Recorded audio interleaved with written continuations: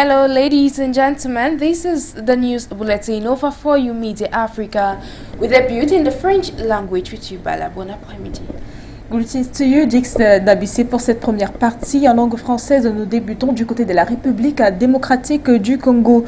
Kinshasa salue la décision du Conseil de sécurité de l'ONU qui a donc décidé le mardi 20 décembre 2022 d'assouplir l'embargo sur l'exploitation d'armes vers la République démocratique du Congo. Le camp présidentiel salue cette décision qu'elle met d'ailleurs à l'actif de la diplomatie Antoine Tshisekedi.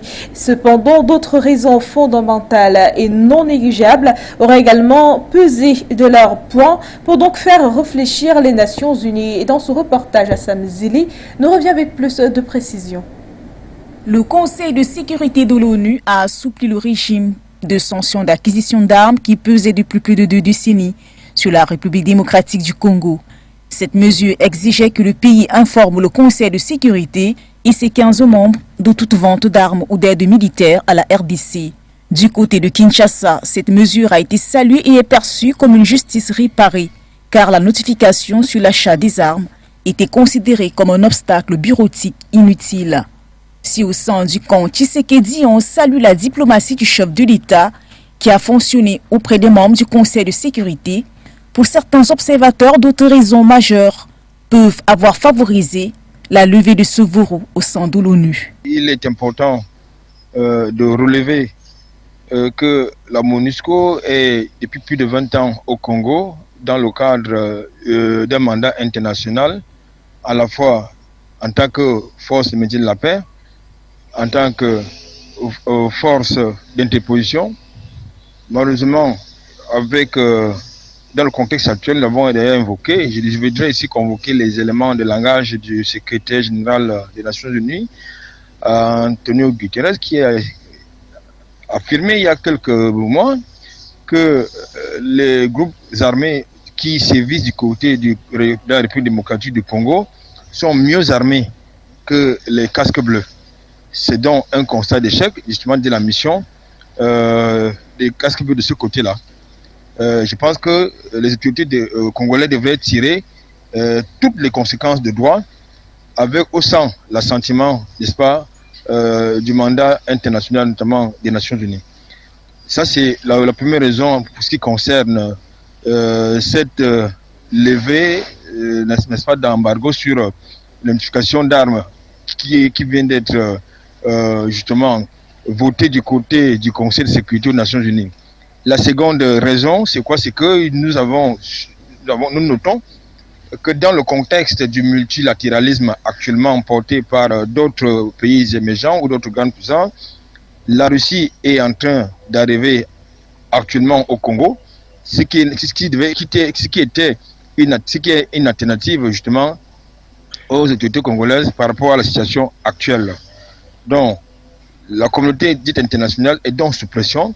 Il fallait donc agir vite et il faut quand même noter que dans le même contexte de levée de l'embargo sur l'identification des armes stratégiques au Congo, le mandat de la MONUSCO a été renouvelé d'1 an. Je crois qu'il s'agit à la fois d'une contradiction, mais en même temps ça peut se comprendre parce qu'il faut prendre un peu de temps à ces forces-là pour se démobiliser, notamment transporter le matériel militaire qui est assez lourd, et démobiliser les hommes. Voilà ce qu'on peut dire par rapport justement à cette actualité majeure qui concerne la levée de l'embargo sur l'unification des armes stratégiques en aide du Congo. Malgré les nombreuses manifestations en RDC contre le déploiement jugé inefficace des casques bleus sur le terrain, le Conseil de sécurité de l'ONU a également voté en faveur d'un renouvellement d'1 an du mandat de la mission de maintien de la paix en RDC en abrégé MONUSCO. Cette dernière est d'ailleurs appelée à être un appui pour les élections générales de décembre 2023, durant lesquelles la question sécuritaire sera un enjeu majeur. Et puis donc du côté de la Côte d'Ivoire, le procès des attentats de Grand Bassem en Côte d'Ivoire connaît donc un nouveau rebondissement. Le procureur de la République requiert la peine à perpétuité pour les 4 accusés qui justement il est reproché des actes de terrorisme, d'assassinat et détention d'armes à feu entre autres. Et Kouetchou a suivi pour nous cette actualité, son reportage. La justice ivoirienne requiert la peine à perpétuité contre les 4 accusés dans le procès des attentats de Grand Bassam. La ville balnéaire ivoirienne avait fait l'objet d'attaques djihadistes en 2016, avec un bilan de 19 morts, dont la majorité des victimes étrangères. Au cours du procès qui se tient depuis fin novembre, le procureur de la République dans cette affaire, Richard Adou, a réclamé la perpétuité selon lui, une peine exemplaire et dissuasive pour les accusés présents, mais aussi pour les 14 autres en fuite. Accusés d'actes terroristes, assassinats, détention illégale d'armes à feu et de munitions de guerre et de complicité des dits faits, les 4 accusés présents à l'audience sont particulièrement soupçonnés d'avoir été des complices de l'attaque, en aidant les cerveaux de l'opération, dans le repérage notamment. Rappelons que cet attentat avait été revendiqué par la branche d'Al-Qaïda au Maghreb islamique et constituait la première attaque du genre survenue en Côte d'Ivoire. Mesdames, Messieurs, vous regardez la chaîne panafricaine For You Media Africa et bien sûr c'est le bulletin d'information que nous suivons donc du côté de l'Éthiopie. Le gouvernement fédéral éthiopien et commandant également supérieur du Tigré sont réunis depuis hier à Nairobi au Kenya et durant 3 jours cette réunion doit mettre en œuvre un accord permanent de cessation des hostilités au Tigré et comme convenu à Pretoria en Afrique du Sud le 2 novembre dernier. Quoi-tu dans ce reportage nous donne plus de précisions? 3 jours, c'est le temps que va durer à Nairobi au Kenya la réunion consultative d'accord de paix entre les représentants du gouvernement fédéral éthiopien et les commandants supérieurs du Tigré. Les 2 parties qui se sont rencontrées le 21 décembre doivent discuter au cours de cette réunion de la mise en œuvre de l'accord permettant la cessation des hostilités signées à Pretoria en Afrique du Sud le 2 novembre dernier. Le désarmement et l'adoption des termes en référence sont les points saillants de cette rencontre qui vise à fournir à l'Union africaine et aux observateurs du conflit tigréen les informations nécessaires à la mise en application de l'accord de paix pendant toute sa durée. Le 5 décembre dernier, les rebelles de la région du Tigré ont affirmé avoir retiré 65% de leur effectif des lignes de front, une information jusqu'ici non vérifiée du fait de l'absence d'une équipe de suivi de l'Union africaine sur le terrain. Merci à vous, Kouetchou. Nous nous dirigeons donc du côté du Bénin où la Commission électorale nationale autonome en abrégé Sénat a donc procédé à la nomination par décision des points focaux communs devant porter assistance aux coordinateurs d'arrondissement lors des élections législatives du 8 janvier 2023. Eh bien, cette opération marque une étape décisive dans la préparation de ce scrutin très attendu. Alors combien sont-ils exactement et bien sûr que feront-ils réellement pour donc survenir à ce qu'ils veulent faire sur le terrain? Eh bien élément de réponse dans ce reportage signé Guéné. Comme attendu, c'est par décision que la Commission électorale nationale autonome a procédé à la nomination des points focaux communaux, une opération qui s'inscrit dans le cadre des élections législatives prévues le 8 janvier 2023. L'article 2 de la même décision définit par ailleurs les attributions des différents points focaux appelés à porter assistance aux coordonnateurs d'arrondissement dans les communes où ils seront déployés.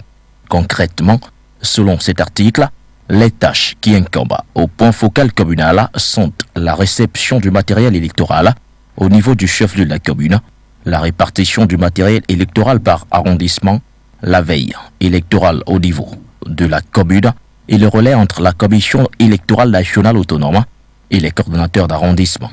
Aussi, la décision de la Sénat en son article 3 précise que ces points focaux communaux vont recevoir une formation et signer un engagement avant leur prise de fonction. Précisons que 81 personnes sont nommées dans les fonctions de points focaux communaux par la Sénat pour le compte des dites élections législatives Quant aux coordonnateurs d'arrondissement, ils sont au total 546 et sont chargés de coordonner les activités. Et puis Mali, affaire des 46 militaires ivoiriens, on en parle toujours, une déclaration officielle Le Mali vient de recevoir. est donc arrivé jeudi à Bamako pour mener des discussions sur les 46 Ivoiriens détenus au Mali depuis juillet, dont les chefs d'État ouest-africains ont exigé la libération avant le 1er janvier, selon plusieurs responsables locaux. Eh bien, la déclaration ivoirienne aura un entretien avec le président de la transition malienne, le colonel Assimi Goïta, mais également une séance de travail avec des membres du gouvernement malien. Et de son côté, le ministre togolais des Affaires étrangères, Robert Dussé, dont le pays assure la médiation dans cette affaire, est aussi attendu à Bamako. Il devrait donc concilier les points de vue pour donc une solution rapide au problème. Nous reviendrons justement sur cette actualité dans d'autres éditions d'information. Mesdames, Messieurs, pour la Londres française, c'est tout. La suite, c'est avec vous, Jix Nabissé. Thank you, Bella. Bon après-midi, une fois de plus. Good day once more, ladies and gentlemen. This is the news bulletin of 4U Media Africa. With a build in West Africa, well, West Africa has endured a lot this 2022, from coups to food crisis to climate change, its impacts and others. The region has equally had some remarkable sports all through this year, which are worth applauding for. What are all these? Find out in this report. This has been a generally turbulent year for West Africa, with a few remarkable sports. Just as the region was recovering from the post-COVID-19 economic fallout of 2020, Russia invaded Ukraine in February, with every country still feeling the impact. That led to a global disruption in supply of certain commodities, including wheat, causing a collapse of many economies worldwide, which was aggravated by domestic issues from West Africa. Amongst these factors that reshaped the socio-political landscape of the region are the cost of living, felt in almost every country, but we had Nigeria, Sierra Leone and Ghana at the helm of it. Africa witnessed the return of its looted artifacts from US, Germany, the United Kingdom and France. It's worth noting that these artifacts are sacred to the African people. Should we talk about climate change? Well, torrential rainfalls, which experts attribute to climate change, triggered widespread floods in Nigeria, Ghana, Liberia, Niger, and Senegal, leaving more than 5.5 million people affected. Coup plotting was equally part of this year 2022, with the expansion of armed groups and many other factors. It's worth noting that all the same time, all these experiences have not just made the African continent stronger, but has fortified it for further challenges. Ladies and gentlemen, we now stay in West Africa this time around to talk about the Gambia, where Gambian authorities have countered a military attempt or coup attempt and arrested 4 soldiers of the Gambian army who were plotting to overthrow the government of President Adama Barrow, the government said on Wednesday. The details of the story is with your photo. The Gambian Armed Forces High Command arrested 4 soldiers linked to the alleged coup after a military operation on Tuesday, it said in a statement.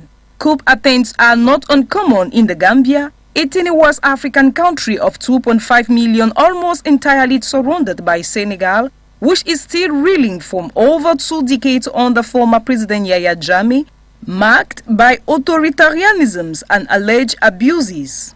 Jammeh himself seized power in a coup in 1994 and foiled several attempts to overthrow him before the loss an election in late 2016 to Barrow. His ousting was widely viewed as a boost for democracy, although there has been growing frustration with Barrow's government for its failure to address poverty and rising living costs. Based on intelligence reports, some soldiers of the Gambian army were plotting to overthrow the democratically elected government, the government said on Wednesday. The army is in pursuit of 3 other alleged accomplices and investigation are ongoing, it added. There were no details on whether the coup attempt was linked to the previous regime. 8 ex-soldiers led by one of Jammeh's former military aides plotted to overthrow Barrow the year after they came to power. They were sentenced to jail in 2019 on treason and conspiracy charges they denied. Ladies and gentlemen, let's evoke once again the issue of the 46 Ivorian soldiers detained in Mali. While the issue of these 46 Ivorian soldiers since July in Mali is on the verge of being resolved, said the Ivorian Minister of Defense after they signed a memorandum of understanding with Abidjan. On July 10, 2022, the 49 Ivorian soldiers were arrested in the West African country, branded as mercenaries, then charged in August with attempt to attack the external security of the state and were formally imprisoned. 3 women were later released after that scenario. Several regional bodies have demanded for the release, and ECOWAS, the Economic Community of West African States, had set an ultimatum for January 1st, 2023 on the penalty of new sanctions against Mali. We stay in the West African country of Mali, ladies and gentlemen, where we now say that a coalition of armed groups in northern Mali has pulled out of a long-running peace talks based on a 2015 Algiers Accord due to what they call a lack of a political will on the part of the country's military government.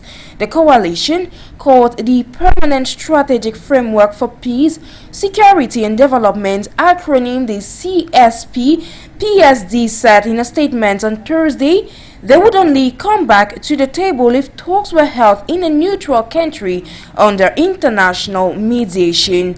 As a recap, Mali has experienced 2 military coups since August 2020.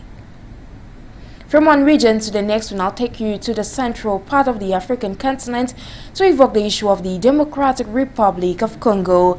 The United Nations Security Council eased a weapons embargo meant to curb rebel fighting in the eastern DRC earlier this week, and this decision equally seeks to renew a peacekeeping mission in the Central African nation for another 1 year. The rest of the story is enveloped in this report. The United Nations Security Council on Tuesday eased the weapons embargo meant to stem rebel fighting in Eastern Democratic Republic of Congo and renew the peacekeeping mission in the country for another year. Under the new resolution, the United Nations member states are no longer required to notify the Security Council of arms sales or military support to the Congolese government, and sales of arms to non-governmental armed groups remains prohibited. The embargo was first imposed after the end of a civil war in 2003 that left the Central African country's vast military reach east plagued by military activity. It was eased in 2008 to allow the United Nations member states to provide military supplies and assistance to the Congolese state, but required they notify the Security Council of their actions. In recent months, Congo's government has publicly protested the measure, saying that the shipments of arms intended for its fight against the M23 rebels had been blocked without specifying where or by whom. France has heard the request of the Democratic Republic of Congo to support capacity building and the reform of the Congolese armed forces. France's Deputy UN Ambassador Nathalie Brothold said in a statement.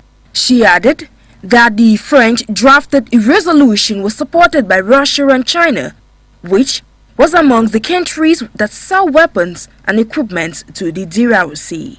Congo praised the decision in the government statement, saying it corrected the injustice that was preventing it from defending itself against the rebel groups, in particular the M23. Away from security or insecurity, we wrap up this second segment of this news bulletin to now evoke the issue of economy in Nigeria. After multiple requests, Nigeria's central bank has substantially increased the limit it had set for weekly cash withdrawals, loosened restrictions it had put in place to curb the use of cash in its economy. Individuals will now be allowed to withdraw up to 500,000 Nigerian naira a week from 100,000 limit set on December 6. Companies, on the other hand, will be allowed to withdraw 5 million naira a week from a 500,000 naira limit. Haruna Mustafa, the Central Bank of Nigeria's Director of Supervision, says this measure was taken because the bank recognizes the role of cash it plays in its economy and takes into account that most Nigerians do not have bank accounts. Ladies and gentlemen, that is the end, or this is the end of the second segment in the English language with me, Jix Napse. Et pour la version française, mesdames et messieurs, je suis Bala, restez en compagnie de nos programmes car les programmes se poursuivent.